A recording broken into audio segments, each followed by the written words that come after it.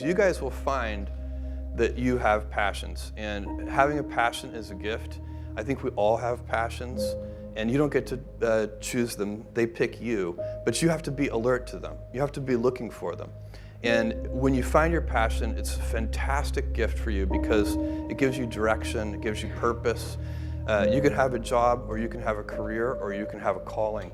And the best thing is to have a calling. And if you find your passion, you'll have that, and all your work won't feel like work to you. Many kids and many grown-ups do figure out over time what their passions are. And sometimes we let I don't think it's that hard. I think what happens though sometimes is that we let our intellectual selves overrule those passions. And so that's what needs to be guarded against. My job, one of my jobs as the leader of Amazon, is to encourage people to be bold. And people love to focus on things that aren't yet working. And that's good, it's human nature. That kind of divine discontent can be very helpful.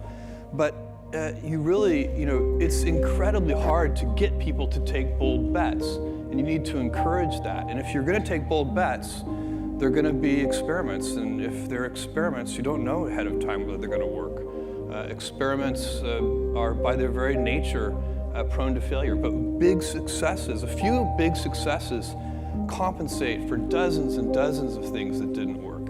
So, bold bets, AWS, Kindle, Amazon Prime, our third-party seller business, all of those things are examples of bold bets that did work, and they pay for a lot of experiments. I've made billions of dollars of failures at Amazon.com. Literally, billions of dollars of failures. And you might remember Pets.com or Cosmo, or give myself a root canal with no anesthesia very easily. None of those things are fun, but they don't matter. What really matters is companies that don't continue to experiment, companies that don't embrace failure, they eventually get in a desperate position where the only thing they can do is make a kind of Hail Mary bet at the very end of their corporate existence. Whereas companies that are, making bets all along, even, big bets, but not bet the company bets. I don't believe in bet the company bets.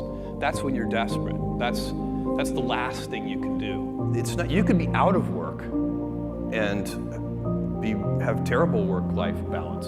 Even though you've got all the time in the world, you could just feel like, oh my God, I'm miserable, and you would be draining energy. And so you have to find that harmony. It's a much better word.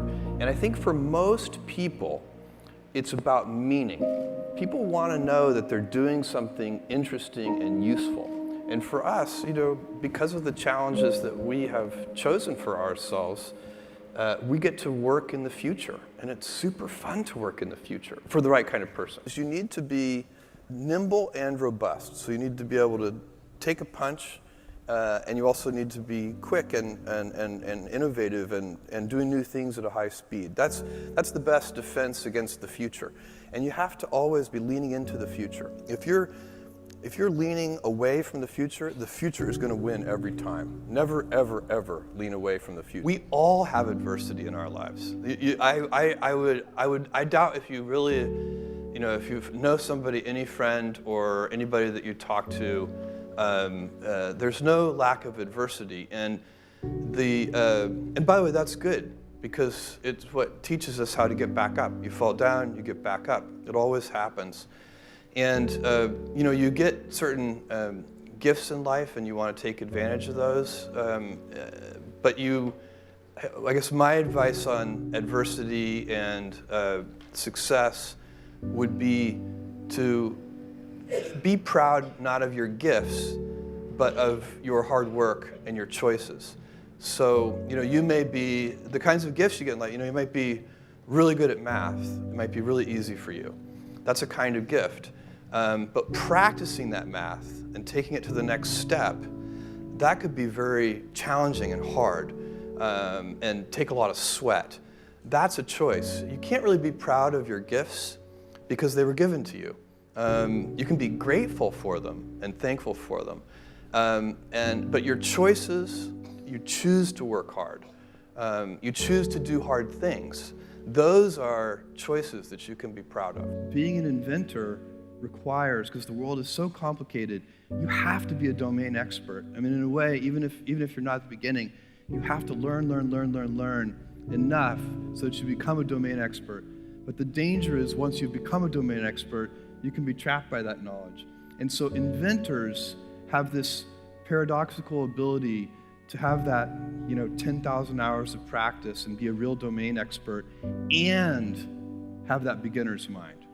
Have that look at it freshly, even though they know so much about the domain. And that's the key to inventing. You have to have both. And I think that is intentional. I think all of us have that inside of us, and we can all do it, but you have to be intentional about it. You have to say, yeah, I am going to become an expert, and I'm going to keep my beginner's mind. You can't skip steps. You have to put one foot in front of the other. Things take time. There are no shortcuts. And but you want to do those steps with passion and ferocity. It's easy to have ideas. It's very hard to turn an idea into a successful product. There are a lot of steps in between, and it takes persistence, relentlessness. So I always tell people who are, who think they want to be entrepreneurs, you need a combination of stubborn relentlessness and flexibility. And you have to know when to be which. And basically you need to be stubborn on your vision, because otherwise it'll be too easy to give up.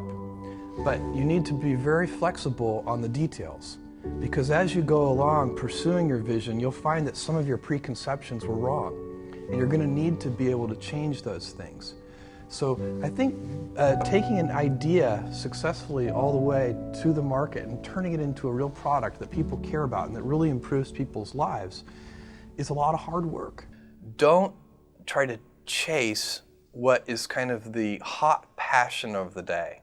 I think we actually saw this. I think you see it all over the place in many different contexts, but I think we saw it in the internet world quite a bit, where at the sort of peak of the sort of internet mania in, say, 1999, you found people who were very passionate about something. They kind of left that job and decided, I'm going to go do something in the internet, because it's it was almost like the the 1849 gold rush in a way. I mean, you find that people, if you go back and study the history of the 1849 gold rush, you find that at that time everybody who was within shouting distance of California was, they might have been a doctor, but they quit being a doctor and they started panning for gold. And that almost never works.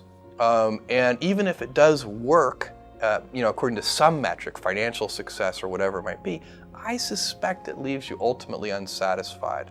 So you really need to be very clear with yourself. And I think one of the best ways to do that is this notion of projecting yourself forward to age 80, looking back on your life and trying to make sure you've minimized the number of regrets you have. That works for career decisions. It works for family decisions.